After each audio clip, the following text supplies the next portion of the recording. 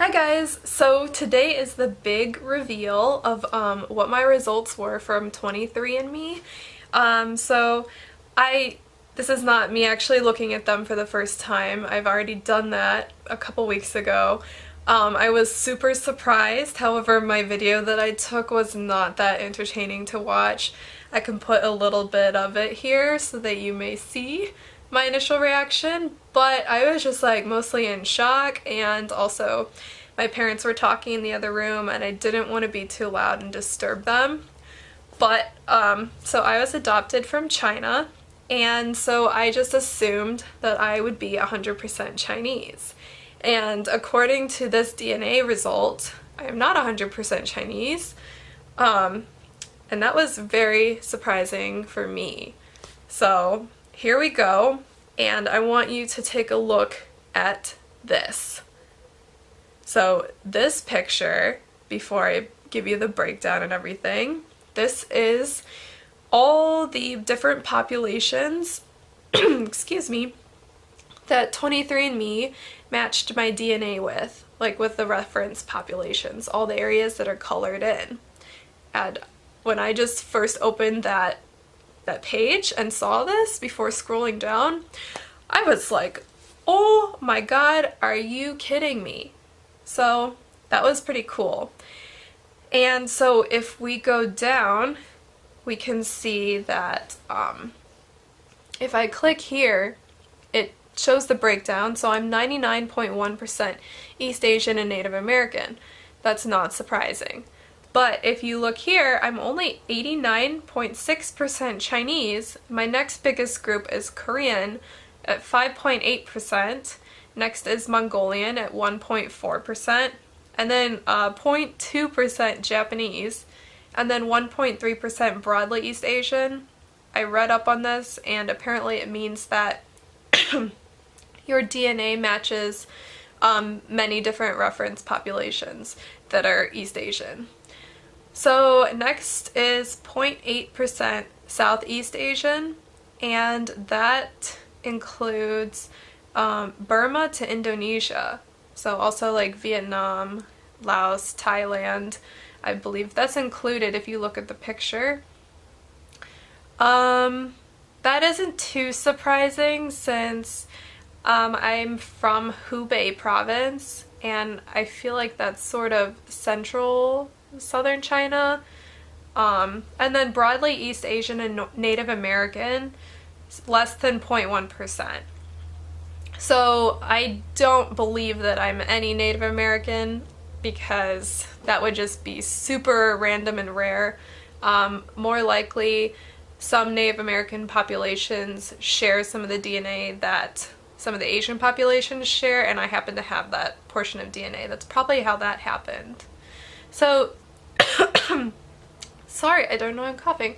The next really surprising thing that I found out was that I'm 0.4% broadly South Asian, and apparently 23andMe doesn't really have a breakdown for South Asian, so they can't really tell you if it's specifically India, Pakistan, Afghanistan, or Bangladesh DNA that you have.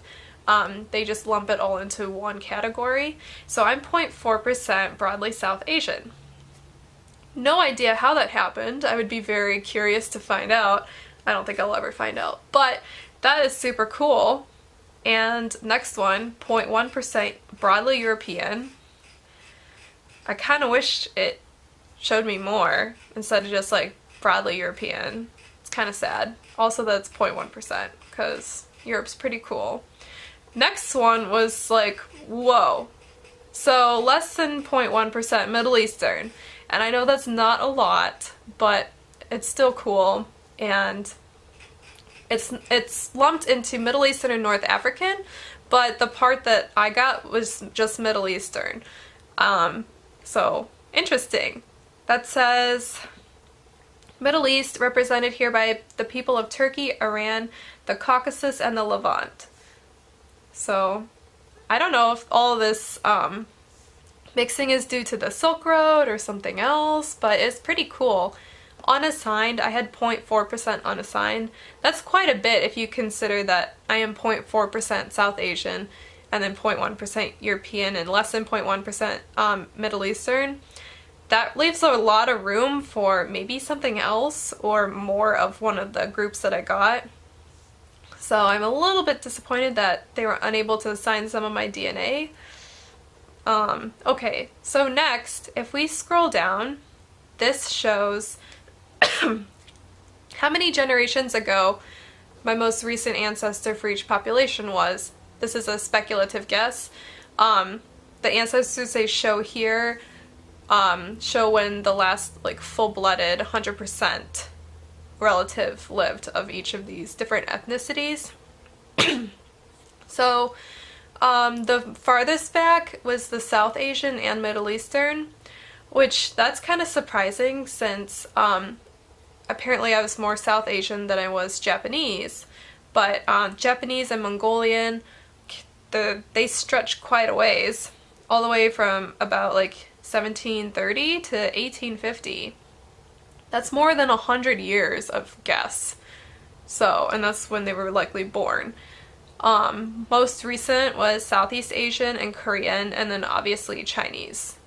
So, if you know how to interpret this better and want to let me know, that would be great. But that's basically what I see from this graph. And I guess I could click on this link, learn more about how to interpret this result. This part I cannot do, wondering where your 5.8 Korean ancestry came from, because I don't have any biological relatives that I can order a kit for and then connect to my account, so that's not going to happen. This next part is super cool. This shows which part of your chromosomes came from which population. And if you just mouse over these different populations, it shows like the specific color. So what I thought was really interesting is that one whole segment of, I guess one whole chromosome from chromosome 3 and chromosome 9 is Korean, or like one whole leg, if you want to say. So yeah, just completely Korean. And what else is interesting is that the European segments, I have segments on 2 different chromosomes.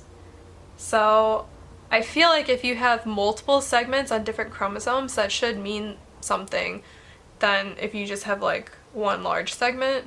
But I did take genetics, but I'm just like, don't really want to explain right now. So right now the confidence level is set at 50, which is speculative, which I guess based on what they say is pretty good, their method, but you can change this to be like 60% sure, 70% sure, 80% sure, and 90% sure. And if I change it all the way to 90, then I lose the European and the Middle Eastern portions. They are not 90% sure that's what those parts are. And actually most of my DNA becomes unassigned. I guess not most, but a great deal of it becomes unassigned. They're not able to find out for sure which populations that DNA belongs to. But then I become 48.6% Chinese for sure, 9.8% broadly East Asian. I still have the less than 0.1% Southeast Asian, so I guess I am Southeast Asian for sure, and Chinese for sure. But a big chunk of it goes into broadly East Asian and Native American, which is interesting that it go there instead of just broadly East Asian. And then I still have South Asian showing up for sure. So that was pretty interesting. But I sort of would like to just trust that their 50% speculative is pretty accurate, and that I'm all these things, because that would be super cool. However, seems a little bit confusing how I would be these things. So as you guys also know, I did the health and wellness as well as Ancestry, and based on my results for health and wellness, I was not a carrier of any of the genetic conditions that they test for, or at least like the variants that they test for. And Here it shows that I am likely intolerant to lactose. I'm likely to weigh a similar weight on a saturated fat diet versus a unsaturated fat diet, which means basically I can eat unhealthy, I guess, unhealthy fats and weigh the same amount as if I ate the healthy fats. I likely can smell asparagus in my pee, which is weird. I can taste bitter. I prefer salty over sweet, according to my DNA. Not sure if I agree with that, but definitely have alcohol flush reaction. I cannot drink alcohol, actually. It makes me throw up, even if I have one drink. So I don't drink alcohol. That's okay. Also, it says I'm likely to consume more caffeine. I think that's a lie. I guess I do drink tea, but I cannot drink coffee. I don't know if it's something else in the coffee, but coffee makes me feel really awful. Like if I have actual not decaf coffee. And I imported my DNA results into another website actually called Promethease, and I can do another video on Promethease, but basically what I found out about the caffeine consumption part is that I break down caffeine super quickly, and so it doesn't really have an effect on me because it gets broken down so fast. So yeah, I've always known that caffeine doesn't keep me up. I can drink tea before I go to bed and just like go to sleep fine. So also found out that I'm less likely to be a deep sleeper, which I feel like I disagree because I feel like I get really good sleep and I dream almost every night and can remember my dreams. I can remember dreams from years ago, and yeah, I feel like you have to sleep really deep to have dreams, or maybe it's the opposite. But genetic weight, I'm predisposed to weigh about average. That's a little bit disappointing. I'd like to have the skinny genes, but whatever. Muscle composition, I have elite power athlete muscle composition. I guess it said I was heterozygous for that, but I still have the fast twitch muscle or slow twitch. Let me check.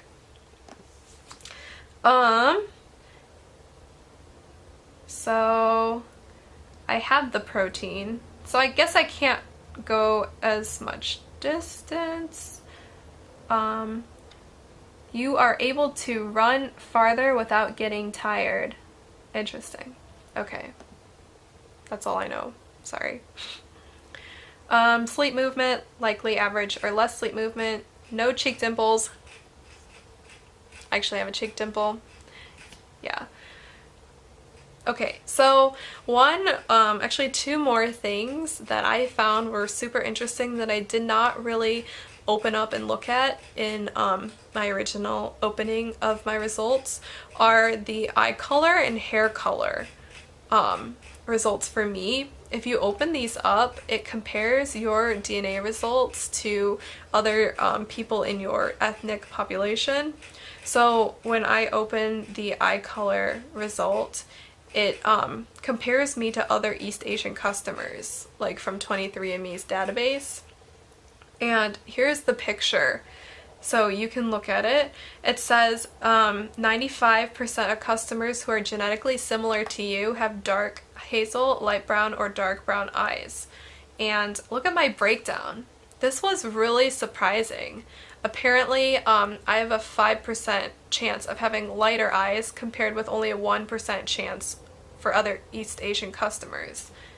So I guess I'm 5 times more likely than other Asians to have light eyes. What?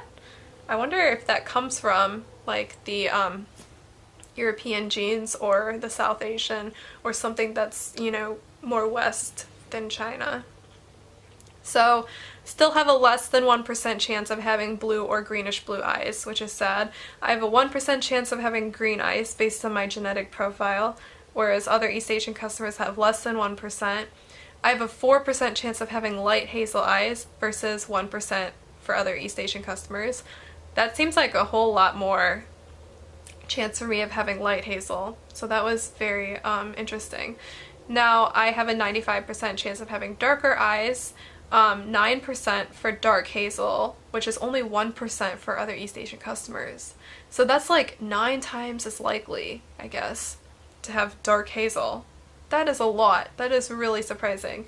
11% chance of having light brown versus 5% chance, and then 75% chance of having dark brown versus 93% chance. Sometimes in the light, like when I'm in the sun, my eyes can look light brown. Most of the time they just look dark brown, but they're also a little bit like a reddish mahogany color brown. It's like a warm brown. So I think they would fit on the dark brown on here, but maybe a medium brown, so not completely dark, because I definitely know people who have darker eyes than me, but not light brown either. So the eye color is very interesting comparison. Obviously I still have a greater chance of having darker eyes. Now the hair color was even more interesting. So before I show you the picture, I'll just say, Gabrielle, you are likely to have dark hair. No duh. Okay, so 83% of customers who are genetically similar to you have black or dark brown hair. So 83%. I have an 83% chance of having dark hair compared to 98% for East Asian customers. So I have a 17% chance of having light hair versus only 2% for East Asian customers. What happened to my hair genes? What happened? That's so surprising, this result. So, and if you look at my graph here, I have a much larger chance of having dark brown hair than I do black hair. So for dark brown, it's 67% chance, and then for black hair, it's 67 versus 16 for me. So actually I do have dark brown hair, I don't have black hair. I have highlights in my hair right now, so this is not my natural hair color, but I can put some pictures here to show you that actually my hair is not black and it is very brown. Sometimes people are like, is that your real natural hair color in photos? Yeah, it is. And in the sun it can look even lighter. So that was very surprising, because here you can just compare 16% black chance for me versus 74% for most East Asian customers. And then the light hair, I have a 15% chance of having light brown hair versus 1% for other East Asian customers. That is crazy. 15 times more likely to have light brown hair.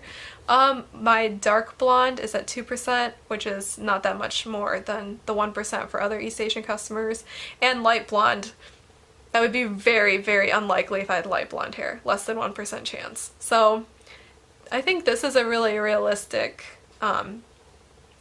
portrayal or categorization of my genetic likelihood for different hair colors. They said that they based it on 42 genetic markers, as well as age and sex, like my hair color. So that was really interesting. And that's about also for the DNA relatives, I can show you, but I really did not find anything interesting, unfortunately. So that's about it. So thank you for watching. Hopefully for all of you guys out there, you will find something very interesting and unexpected in your DNA results, because it's always kind of fun, at least I think so, to find out that there's more to you than you thought genetically. So thank you, have a great day, talk to you guys later.